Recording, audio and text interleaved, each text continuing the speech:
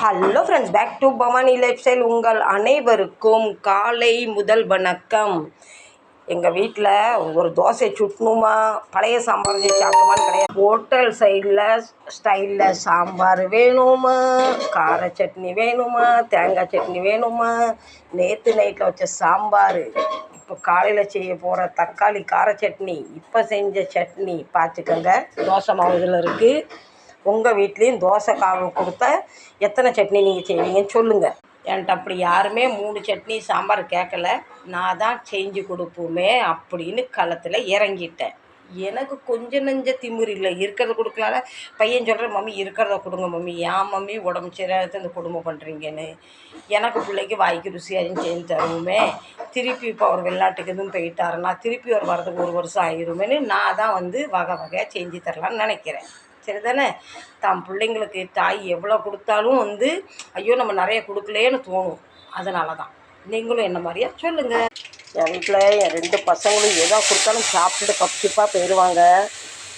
என் வீட்டில் ஹஸ்பண்ட் பேரில் ஒன்று சர்வீஸ் பண்ணிக்கிட்டு இருந்ததுங்களா, அதுக்கு தான் கொஞ்சம் லொல்லும் திமிரும் எல்லாம் கொஞ்சம் கூடுதல். இட்லி கொடுத்தா சாம்பார் கண்டிப்பாக இருக்கணும், தேங்காய் சட்னி கண்டிப்பாக இருக்கணும்.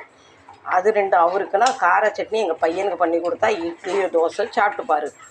உங்கள் வீட்டில் உங்கள் வீட்டுக்கார் என்ன அடம் முடிச்சு கேட்பாருன்னு சொல்லுங்கள். இப்போ நானே செய்வேன். இவ்வளோ சாம்பார் இருக்குது பார்த்தீங்களா, அப்போ எவ்வளோ வேணுமோ தோசைக்கு நமக்கு அவ்வளோ மட்டும் எடுத்துக்கலாம். அவனில் சூடு பண்ணிக்கலாம். மொத்தமாக சூடு பண்ணி அது வரைக்கும் இன்னும் வம்பாயிரும். அவனில் வச்சிடலாம். இது ஒரு 20 நிமிஷம் வச்சா ஓகே. எனக்கு அவன் எனக்கு கை கொடுக்குது. சின்ன சின்ன விஷயத்துக்கும் நல்ல ஹெல்ப்ஃபுல்லாக இருக்கும். சாயா சூடு பண்ண, பால் சூடு பண்ண, வெந்நீர் சூடு பண்ண, டக்குன்னு இதில் வேலை ஆயிடுது. ஒரு சோறு சூடு பண்ண செஞ்சு ஃப்ரிட்ஜில் வச்சுட்டு எடுத்து ஏதாவது சூடு பண்ணிக்கலாம். இது நல்ல ஒரு கை கொடுக்குன்னு நான் சொல்கிறேன். கார சட்னி ரெடி. பார்த்திங்களா, மிஷின் நம்மளை கூப்பிட ஆரம்பிச்சிட்டு. சாம்பார் நம்பர் 1 சூடாகிட்டு. என் வீட்டில் எது இருக்கோ இல்லையோ தோசை மாவு ரெடியாக இருக்கும். யாருக்கு வேணுமோ 2 தோசை சுட்டு சாப்பிடுங்க. அரைச்சி மொத்தம் ஃப்ரிட்ஜில் வச்சுருவேன். இவருக்கு நல்லா முருவல் மெலுசாக பேப்பர் தோசை வேணுமா, ஒரு கரண்டி மாவு ஊற்றி 1 இழுப்பு. ஓகே.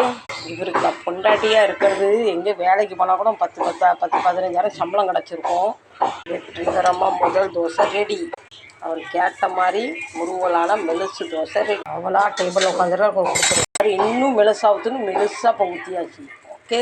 இன்னும் நிறையா ஊற்றி முருவல் தோசை. இப்போ அவருக்கு கொஞ்சம் டீ கேட்டுற டீயும் போட்டாச்சு. கடவுள்கிட்ட இன்னும் 2-3 கை கேட்க போகிறேன். கேட்டால் இப்போ விறுவிறுன்னு வேலை செய்யலாம்ல.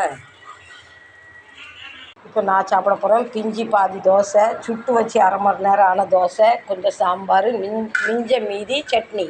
இப்போ 3 கொஞ்சம் எடுத்துக்கிட்டேன். இனி அடுத்த வேலை நமக்கு இருக்குது. அதுக்கு மேலே விறுவிறுன்னு சாப்பிட்ணும். நமக்கு யாருமே சுட்டு